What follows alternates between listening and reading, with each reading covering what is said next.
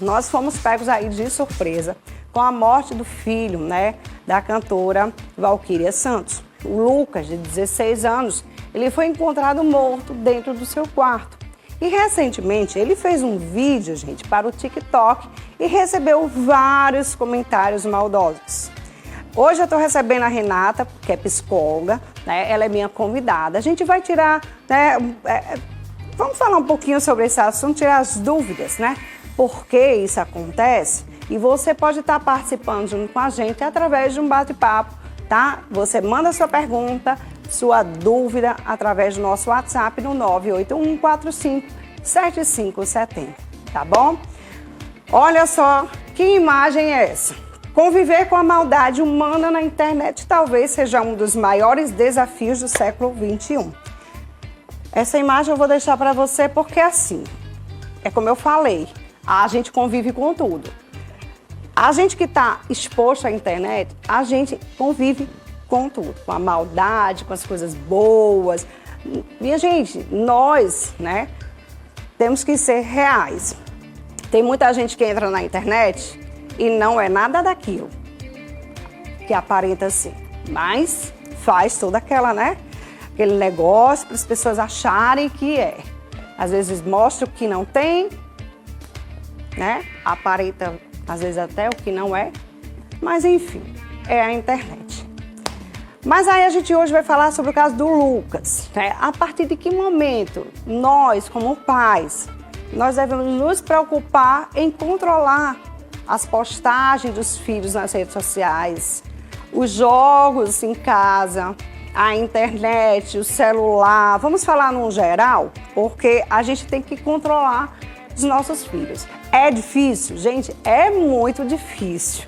Só quem sabe é quem tem filhos. Porque quem não tem, faz, mas você podia dar um jeito nesse menino, porque você tem que botar rede, porque você tem que regrar, porque você tem que levar esse menino, tá precisando ir, dar um jeito nesse menino, ir para uma psicóloga, um psiquiatra ou qualquer coisa, para dar um jeito, porque esse menino, olha, tá perdido. Muita gente se mete, às vezes nem tem filho, e não sabe como é que é, né, a educação em casa, né, de pai com filho, mãe com filho. É bem difícil. Gente, educar os filhos hoje em dia tá bem difícil. Não tá nada fácil. E hoje ela tá aqui pra gente conversar, bater um papo, né, Renata, sobre isso. Bom dia, Maria. Bom dia, tudo bom? Tudo bem. Minha amiga, a gente foi pega de surpresa com isso, né? Sempre somos muito pegas, triste, né? Um caso muito triste. Muito mesmo, né? Vamos lá. Como que a gente deve, como pais, né, controlar nossos filhos, nos preocupar, até que ponto a gente deve se preocupar com os filhos nas redes sociais hoje em dia, que está bem... Isso, Marília, é bem difícil a gente ter um controle absoluto sobre isso. Mas sempre estar de olho, sempre conversar, o diálogo é o mais importante. Sempre conversar com seu filho sobre o que está acontecendo, o que foi publicado. Filho, você acha que foi bacana isso? Você acha que... Entendeu? Tentar entender a cabecinha do seu filho, preparar ele emocionalmente, porque quando a gente se propõe a se colocar nas redes sociais, a gente tem que estar, assim, aberto, né, sabendo que vai receber elogios ou críticas. Exatamente. E às vezes as críticas são muito severas, como foi esse caso. Então a gente tem que estar preparado para isso. E muitas vezes o adolescente ou a criança, muitas vezes, não está preparada para esse tipo de abordagem, esse tipo de crítica, né? Esse veneno que é destilado na internet. Então é muito importante essa conversa entre pais e filhos para saber em que dimensão afeta seu filho aquilo ali.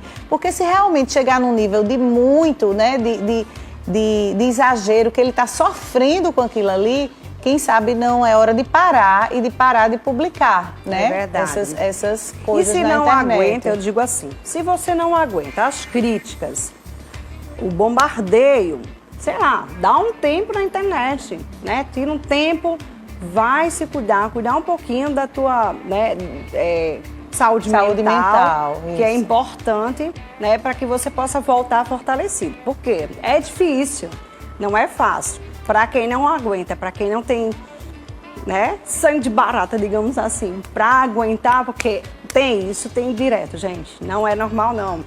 Não é normal ter. Quer dizer, é normal ter, na verdade. Não é normal a pessoa ficar o tempo todo entrando para fazer essas coisas, que é ruim.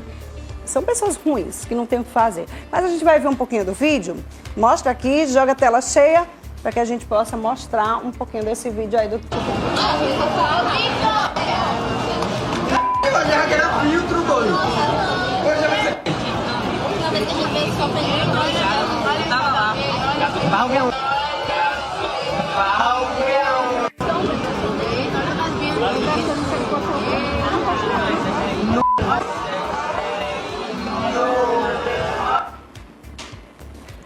Tá aí, o vídeo foi esse. Por que, Renata, assim, para quem posta fotos, vídeos como esse, né? A opinião das pessoas, a opinião alheia, vamos dizer assim, é tão importante, né? Que às vezes acaba até influenciando um pouquinho no comportamento das pessoas, delas, enfim. Ele achava que ia ter, eu vou fazer um vídeo, vai ser engraçado, vamos ver o que é que as pessoas vão achar. Acho que vai ter umas 500 visualizações, daqui a pouco deu mais de 10 mil, enfim. Foi um vídeo até que eu vi antes, depois eu acho que deve ter aqui esse vídeo já. Mas por que o comportamento delas? Porque, Marília, essa questão da aceitação social tem uma influência muito grande sobre as pessoas. A gente vem de toda uma questão cultural, né, de ser aceito, né, tem as nossas regras, a nossa cultura. Então, assim, tudo leva a gente a dar importância ao que os outros pensam de nós. E isso até não é prejudicial, porque faz a gente seguir, né, seguir essas regras, seguir esse ordenamento. Enfim, quando isso passa a ser mais que o normal, quando você se importa mais com a opinião dos outros do que com sua própria opinião, aí isso passa a ser um transtorno, assim, isso passa a causar uma dor emocional muito grande. Então, assim, as pessoas precisam cuidar da saúde mental, né? A gente cuida muito da parte física e esquece da saúde mental. Então, assim, a opinião dos outros é importante? Talvez seja, é importante. A gente quer ser aceito, a gente quer, né, ser bem avaliado pelas pessoas, mas até que ponto isso é saudável, né? Quando chega a te prejudicar, a te limitar, né? Quando a opinião dos outros é mais importante do que a sua própria opinião, é um caso para ser tratado, é um caso para procurar ajuda. É complicado, né? Vamos ver mais um vídeo. Solta aí. Gente, tudo bom? Eu só vim aqui para explicar direito o que aconteceu naquele vídeo com meu amigo. Provavelmente vai chegar na minha tia, sabe? Minha tia vai me dar um bufete tão grande. Eu não quero tomar esse bufete, entende? Avisando também que nós dois somos apenas amigos e que somos héteros. Isso foi no NS, no sábado, esse final de semana. A gente tava lá. Então eu tava gravando os vídeos do Instagram, porque eu tava com vontade, e do nada ele apareceu. Aí a gente começou a gravar uns vídeos juntos e tirando onda, sabe? Quando eu cheguei em casa, eu falei, meu Deus do céu, o que aconteceu? Aí eu fui e fiz esse vídeo, né? Tirando onda, eu mandei pra ele tirando onda, aí a gente mandou nos amigos tirando onda. Aí eu pensei, pô, por que eu não posto no TikTok, ganho umas 500 visualizações e a gente tira onda um com o outro? Só que acabou que 500 visualizações pularam pra 1.000, que pularam pra 10 mil, que pularam pra... Só o que veio na minha cabeça foi, isso é muito bom. Mas eu vou morrer, eu vou tomar uma chinelada, que eu vou desmaiar na primeira lapada. Eu tô basicamente fazendo isso para não tomar uma surra tão grande, mas tão merecida, que eu vou morrer. Mas é isso, somos apenas amigos. Foi só uma brincadeira. E eu sempre deixei bem claro que a gente era só amigo. E eu não sabia que ia dar essa repercussão toda, entendeu? E aí? Pois é, Marília, até que ponto está o julgamento das pessoas, né? É verdade. É difícil, um vídeo que não tinha nada demais, achei assim, sem maldade nenhuma, tão ingênuo, né? E causar essa repercussão, assim, um caso, pelo que eu vi, um caso de homofobia, né? Assim, um preconceito e uma maldade fora de série. Então, assim, não vi maldade no vídeo. Até que ponto um jovem tem que se justificar, né, pela condição sexual, ou até mesmo quando se ele nem era hétero. E se fosse, qual o problema? Então, até que ponto esse veneno que é destilado na internet, assim, até que ponto a gente vai suportar isso? Hoje eu li logo cedo também um colega, né, de profissão falando sobre isso. Ele dizendo, propondo até uma lei para fiscalizar essas críticas da internet, assim, ter um crivo, ter um controle. Porque você vê, assim, a consequência, né? Você viu a consequência de comentários. Isso. Quer dizer, um jovem com 16 anos né, perder a vida, porque ele se suicidou, ele perdeu uma vida pela frente por conta de comentários maldosos. Ele não fez absolutamente nada demais, entendeu? Então, assim, a homofobia é um caso, assim, terrível de preconceito que a gente precisa realmente tirar da vida das pessoas. Né? É muito difícil. Eu penso assim, eu sempre penso assim, você é o que você quiser. O que é que eu tenho a ver com a tua vida? Se você quer ser isso, quer ser aquilo, se você quer mudar, se você gosta de mulher, se você gosta de homem, se você gosta... Enfim, eu não tenho nada a ver com a vida de ninguém. É tanto que eu nem sei muito da vida dos outros. Eu vou sabendo pelos outros que vai me dizendo, mas para eu ficar procurando saber isso e aquilo. Gente, eu sou muito na minha, assim, eu não sou de ficar atrás, de sabe? fofoca, né? Então, quando chega pra mim, eu sei, né? Porque chegou no meu ouvido. Mas a pessoa escolhe ser o que quiser, né? Você quer ser, beleza. Eu não tenho nada a ver com a vida dele. Então, verdade. Né? E o que é que a gente tem a ver? Se a pessoa escolheu, né? Ele que se entenda com Deus depois, se ele estiver errado, se estiver certo. Minha gente, a gente não tem nada a ver. Respeitar o ser humano, as escolhas de cada um. É muito importante. Ele falou, não, eu sou hétero, mas enfim, o que importa se ele é hétero, se ele não é, se ele não fosse, enfim. O que é que eu tinha a ver com isso? Então, as críticas maldosas fez com que ele fizesse isso, porque ele já estava pensando na tia, você viu? A minha tia vai me matar de porrada, bem merecida. Homem, era melhor que ela tivesse dado umas porradas bem merecidas, mas você tá vivo, tivesse ficado vivo, né? Porque tirar a vida por conta disso, né?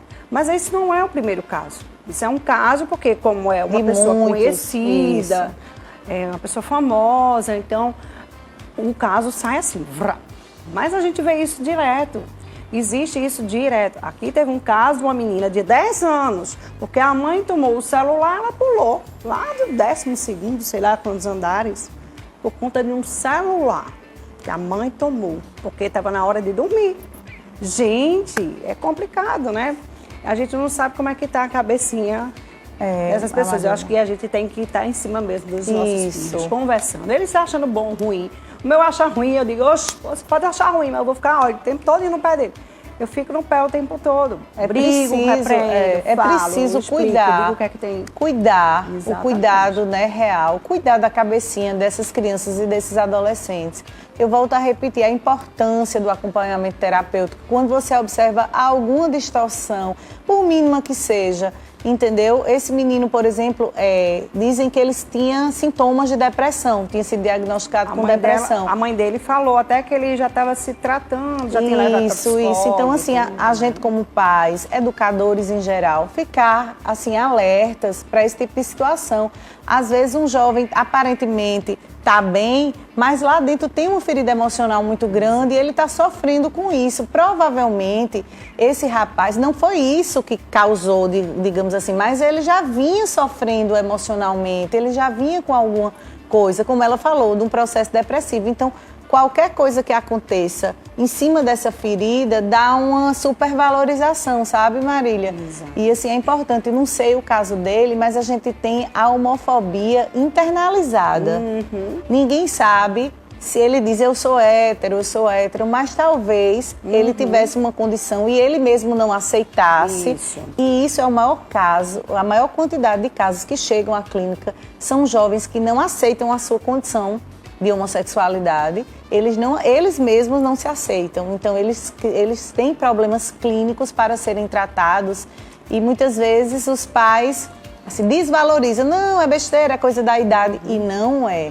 Precisa realmente de um acompanhamento psicológico, todo um tratamento em cima disso para evitar que coisas maiores aconteçam, como foi esse caso do Lucas. E às vezes tem até medo que os pais aceitem ou a sociedade aceite. Então, existe a homofobia social também existe. Né, de dizer assim, o pessoal não vai me aceitar. Minha Pronto. família, o que é ou que às vai vezes ele pensar? se aceita, né? Pronto, exatamente. É a homofobia social. Ele se aceita, mas tem medo de se assumir por conta do preconceito, por conta da pressão social. Exatamente. Que também é outro caso de homofobia que precisa ser tratado. Ok. Daqui a pouquinho a gente vai para o intervalo agora, daqui a pouquinho a gente volta a conversar com a doutora Renata Cabral. Não sai daí não, viu? Volto já.